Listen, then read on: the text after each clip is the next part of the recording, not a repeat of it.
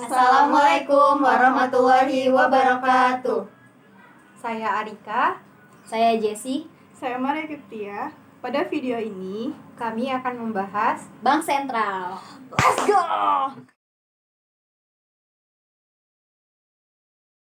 Sejarah Bank Sentral. Dalam sejarah Bank Indonesia, terdapat 3 bank yang pernah menjadi bank sentral di Indonesia, yaitu yang pertama ada The Javas Bank, yang kedua ada Bank Nasional Indonesia atau sering kita ketahui BNI, dan yang ketiga ada Bank Indonesia. Sejarah yang pertama dimulai dari The Javas Bank, adalah bank sentral pertama yang didirikan oleh Raja William pada tahun 1828. Fungsi utama dari bank ini adalah mencetak dan mengedarkan uang di wilayah Hindia Belanda. Yang kedua, BNI sebagai bank sentral yang menerbitkan uang Republik Indonesia atau biasa disingkat dengan ORI. Bank ini berperan sangat penting untuk menjaga kestabilan mata uang di Indonesia pada awal kemerdekaan. Fungsi Bank BNI bertugas mencetak uang Republik Indonesia atau ORI sebagai mata uang pertama di Indonesia dan pada tanggal 30 Oktober 1946, uang yang dikeluarkan Jepang oleh bank sebelumnya sudah tidak berlaku. Dan yang ketiga ada nasionalisasi The Javas Bank dan penunjuk BI sebagai bank sentral. Pada tanggal 1 Juni 1953, pemerintah mendirikan Bank Indonesia dan menunjuknya sebagai bank sentral. Ada 3 tugas utama, yaitu sebagai lembaga perbankan, yang kedua ada moneter, dan yang terakhir ada sistem pembayaran. Bank Indonesia juga memiliki tugas selayaknya bank komersial. Peran Bank Indonesia sebagai bank sentral berlangsung sampai sekarang. Bank Indonesia memiliki 3 pilar utama, yaitu menetapkan sekaligus menjalankan kebijakan moneter, yang kedua ada menjaga kelancaran sistem pembayaran, dan yang terakhir ada menjaga stabilitas sistem keuangan. Yang bertanggung jawab sentral ialah sebuah instansi yang bertanggung jawab atas kebijakan moneter di suatu negara. Bank sentral berusaha untuk menjaga stabilitas nilai mata uang, stabilitas sektor perbankan, dan sistem finansial secara keseluruhan. Bank sentral bertanggung jawab untuk menjaga stabilitas harga atau nilai suatu mata uang yang berlaku di negara tersebut, yang dalam hal ini dikenal dengan istilah inflasi, atau kenaikan harga secara umum dan terus-menerus dalam jangka waktu tertentu. Bank sentral menjaga agar tingkat inflasi terkendali dan selalu berada pada nilai serendah mungkin atau posisi yang optimal bagi perekonomian, dengan mengontrol keseimbangan jumlah uang dan barang yang beredar di masyarakat. Di Indonesia, fungsi bank sentral diselenggarakan oleh Bank Indonesia. Tujuan atau fungsi Bank Sentral atau Bank Indonesia yang utama adalah untuk mencapai dan memelihara kestabilan nilai rupiah. Kestabilan nilai rupiah yang dimaksud terdiri dari 2 aspek. Yang pertama, kestabilan terhadap barang dan jasa yang tercermin dalam kestabilan tingkat inflasi di Indonesia. Yang kedua, kestabilan terhadap mata uang negara lain yang tercermin dalam nilai tukar mata uang asing. Tugas Bank Sentral atau Bank Indonesia yang pertama, menetapkan dan melaksanakan kebijakan moneter. Tugas Bank Sentral ini dilakukan dalam rangka mengendalikan jumlah uang beredar agar tercipta kestabilan nilai rupiah terhadap jasa. Yang kedua, mengatur dan mengawasi perbankan.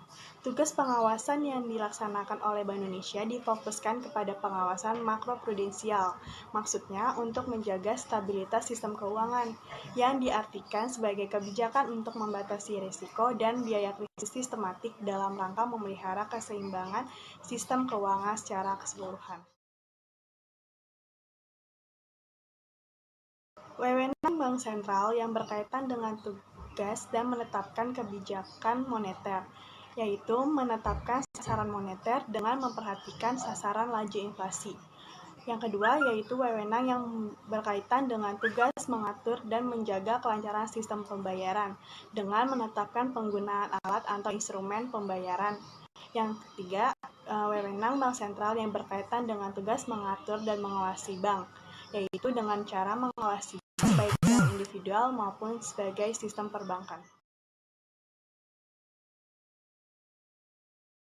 Sebagai bank sentral, Bank Indonesia memiliki 5 peran utama dalam menjaga stabilitas sistem keuangan. Kelima peran utama yang mencakup kebijakan dan instrumen dalam menjaga stabilitas sistem keuangan itu adalah yang pertama, Bank Indonesia memiliki tugas untuk menjaga stabilitas moneter antara lain melalui instrumen suku bunga dan operasi pasar terbuka.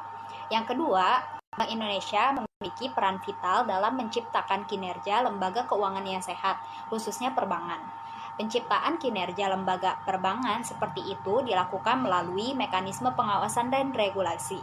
Yang ketiga, Bank Indonesia memiliki kewenangan untuk mengatur dan menjaga kelancaran sistem pembayaran. Bila terjadi gagal bayar atau failure to settle pada salah satu peserta dalam sistem pembayaran, maka akan timbul risiko potensial yang cukup serius dan mengganggu kelancaran sistem pembayaran. Yang keempat, melalui fungsinya dalam riset dan pemantauan, Bank Indonesia dapat mengakses informasi-informasi yang dinilai mengancam stabilitas keuangan. Yang kelima, Bank Indonesia memiliki fungsi sebagai jaring pengaman sistem keuangan melalui fungsi bank sentral sebagai leader of the last resort.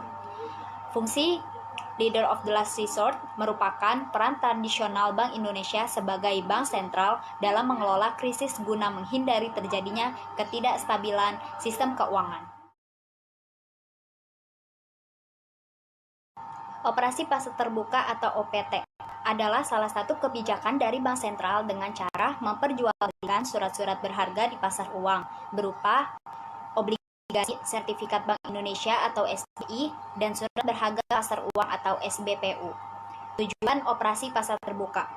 Yang pertama, memengaruhi jumlah uang beredar baik untuk memperbesar atau ekspansi dan memperkecil atau kontraksi jumlah uang beredar. Yang kedua, mencapai dan memelihara kestabilan harga atau nilai rupiah. Yang ketiga, mendorong pertumbuhan investasi.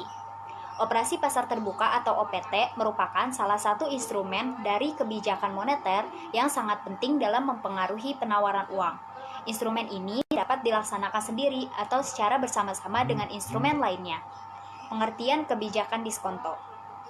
Berdasarkan KBBI atau Kamus Besar Bahasa Indonesia, definisi diskonto adalah potongan atau bunga yang harus dibayar oleh orang yang menjual wesel atau surat dagang yang diuangkan sebelum waktunya. Pada diskonto juga memiliki hubungan yang erat pada politik diskonto, yang merupakan komponen penting dari instrumen kebijakan moneter. Tujuan penerapan kebijakan diskonto.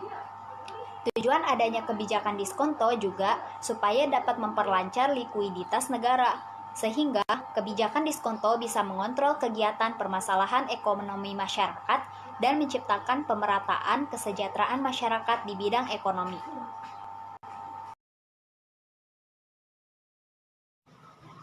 Rasio kas atau yang lebih kita kenal dengan rasio kas rasio merupakan rasio yang digunakan untuk melakukan perbandingan antara total kas dan secara kas suatu perusahaan dengan kewajiban lancarnya.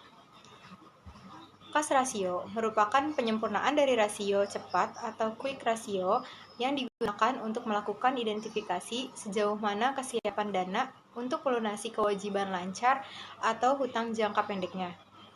Biasanya, calon kreditur menggunakan rasio ini sebagai tolak ukur likuiditas perusahaan dan seberapa mudahnya perusahaan menutupi hutang jangka pendeknya. Kas rasio merupakan likuiditas yang paling ketat dan komparatif dalam kemampuan perusahaan dalam menutupi hutang waktu jangka pendeknya dibanding dengan rasio lainnya. Cara menghitung rasio adalah membagi aktiva yang sangat lancar atau kas dan setara kas dengan kewajiban lancarnya. Berikut adalah rumus dari kas rasio. Rasio sama dengan kas ditambah setara kas dibagi hutang lancar.